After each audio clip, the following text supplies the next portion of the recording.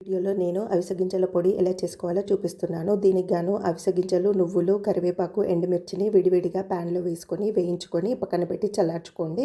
ఇప్పుడు ప్యాన్లో 1 spoon oil వేసుకొని మినపప్పు, శనగపప్పు, ధనియాలు, జీలకర్ర, చింతపండు వేసి దూరగా వేయించి పక్కన పెట్టి చల్లార్చుకోండి. ఇప్పుడు వీటన్నింటిని మిక్సీ జార్లో వేసుకొని ఒకదాని తర్వాత ఒకటి వేసుకొని మెత్తగా పొడిలాగా చేసుకోండి. చివరగా పప్పులని మిక్సీలో వేసుకునేటప్పుడు ఒక 10 వరకు వెల్లుల్లి రెబ్బలు, తగినంత సాల్ట్ కూడా యాడ్ చేసుకొని మిక్సీ పట్టుకొని పప్పులన్నింటినీ చేత్తో బాగా కలుపుకున్నట్లయితే అవిసె గింజల పొడి అనేది రెడీ అవుతుంది. ఈ అవిసె గింజల పొడిని వేడివేడిగా అన్నంలోకి, ఇడ్లీలు, దోశలు, ఉప్మాలోకి ఇలా దేంట్లోకైనా రోజుకి 1 స్పూన్ చొప్పున తీసుకోవచ్చు. ఇలా తీసుకున్నట్లయితే చర్మ సౌందర్యంతో పాటు హెయిర్ ఫాల్ అనేది కూడా చాలా వరకు తగ్గుతుంది. వీడియో నచ్చితే లైక్ చేయండి.